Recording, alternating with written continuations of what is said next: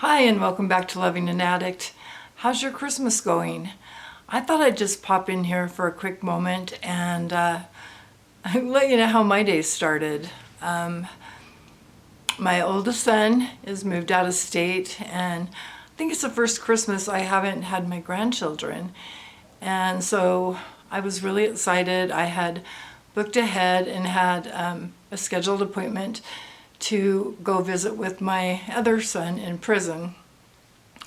Well, I had been there, I don't know, the last 2 or 3 times, and I'd get there a little early, and you're waiting outside this gate for them to open, and they were letting us in pretty late. It used to be the scheduled time. So there was a gal that walked up and was telling everybody in line that she had spoke with someone, and now we were to come 15 minutes later, and that the visits were scheduled 15 minutes later as well. So I was like, okay, even on Christmas? And she's like, yeah, everything's changed. So I went 15 minutes later. I noticed nobody's in line, and I'm running up there. I hit a spot, I don't know if it was ice or gravel, but I almost bit the dust. Anyway, I get in there and she says, you're 10 minutes late. You're not going to be able to visit. And I was like, really? It's Christmas. I'm here all the time, please. And she was like, no, I'm sorry. So yeah, I wanted to cry. But I didn't. I'm learning to hold that in, or do my crying videos with you guys. So anyway, yeah, that was really disappointing. And I really felt bad for him. I wanted him to feel like he had some family with him on Christmas. But that didn't work out this time. So I wanted to share a couple other stories, a little bit about my grandchildren. When I was first going through a divorce, and I was staying with a friend, and my oldest son had said, why don't you come spend the night with us, come have dinner, and just be with us. And I'll just never forget. My heart was just so heavy. I was so burdened. And at the time, my son had three children, and the 2 oldest boys came flying out, running toward my car, and I just burst into tears. And they were like, let us get your stuff, because I don't go anywhere without a lot of stuff.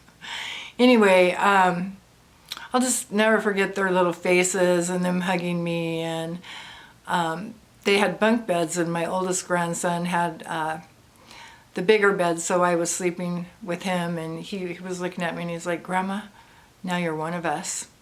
And I don't know what that is, but whatever that is, I do want to be one of them. I love them. He also had, no, this wasn't his biological grandfather, so he went on to tell me, I really didn't like him that much anyway, which I think he did. He was just trying to make Grandma feel better. And then my granddaughter, my son that's in prison, his daughter, I know when it was Thanksgiving, and I just kind of had a moment where I don't know, I felt lonely. I could feel myself breaking, and you know, she can look at me and read me just like my son does. And she's like, Grandma, what's wrong? And I'm like, nothing, I'm just going to get going. And she pulls me off into another room, and she's talking to me, and she said, do you know how excited I was every time I got to come stay with you? You know, you played Barbies with me, we had tea parties, and I didn't really like Grandpa that much either. He just watched sports all the time. And again, I'm speaking of not the biological grandfather. So I'm thinking of all my grandchildren today, and of my 2 sons. I did get a phone call from my son in prison asking, you know, what happened, and I'd explained it to him, and you know, he didn't seem that devastated, so that's really all that mattered to me. He had lots of friends around him, and he was getting ready to go eat, and he told me not to worry and that we would talk later, or he would call me later on. So yeah, I don't know. If you're having those Christmases where you kind of feel like nothing's going right or you're feeling alone, I am with you. I am with you. I wanted to bring up something that really, I don't know, kind of made me laugh and brought joy to me is I had a friend reach out and she had sent me a picture of the motel I was talking about in one of the videos about the one you don't want to stay at. And she just sent me a picture saying I know exactly where it was and I drove by it. So thank you to her. That made my day. Also, I'd received a message on Facebook from somebody referring me to a counselor that could give me a lot of information. And I'd forgot that I had put out that my son wanted to be a drug and alcohol counselor. And so my first thought was, oh, he thinks I need a counselor. But no, and that was very kind too. Probably the last person that I would expect to even ever watch these. So thank you, really, really, I appreciate that. And then I just wanted to talk to moms a little bit. What's been on my mind is denial. In the beginning, we're all in denial. You just don't want to think that's your child. And you know, there were probably signs, but I didn't really know what to look for. And there's things that slipped by, and there's excuses I made. And fortunately for me, I didn't think so growing up, but I had a dad that everybody loved. He was really fun to be around, but I didn't get away with anything. And whenever I did something wrong, my dad was the first to blame me. You know, it didn't matter if it wasn't even me, it was my friends. And he taught me to be accountable, and I didn't appreciate it at the time, but I do now.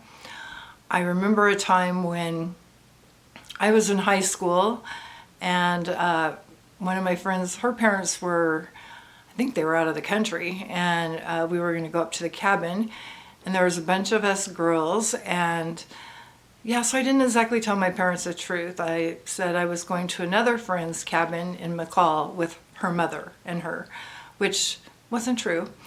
And I think all of us had a little bit of a different story. And somebody's mom had been contacted, and they knew something was going on. So of course, who would they call? They called my dad. So we're coming down the hill, and my dad had this Camaro that you couldn't miss, and my friend at the time had a lime green Duster that you couldn't miss. And they were like, oh gosh, it's Leonard, which would be my dad.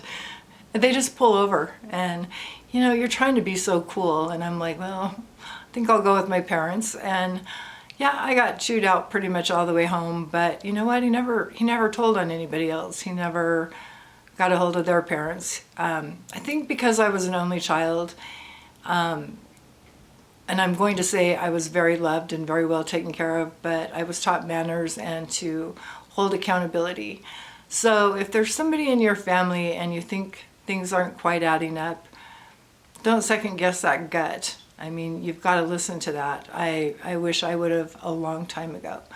I also want to say, I always talk about how wonderful my son is, and he is, but everything hasn't always been perfect. And the person he was under the influence was not my favorite guy. And I wasn't always nice and kind. I was angry. I was very angry a lot. I cried a lot. He had went to rehab twice, and the second time I was so angry that I wasn't even going to go. And they had a family meeting. I think it's about 2 weeks after they're in there, and I was like, I'm not going. And one of my dearest friends, she was like, oh, Christy, you will shoot yourself. You would be so disappointed in yourself if you didn't go. And you know how she bribed me? Well, first of all, I lived with her, and we wore the same size, and we loved clothes. And she has a great sense of style, and she helped me pick out a couple outfits and put it all together, and I was excited to wear them, so it made me go. Well, can I just tell you that I thank her, I thank God. I am so glad that I went to the family thing, and it was one of the most rewarding, I don't know, it was very educational. It was wonderful. And I ended up having the best time, and I'm so glad that I went. So I think that's all I want to share today, but I hope you have a Merry Christmas, and I will see you in the next video. Okay, bye-bye.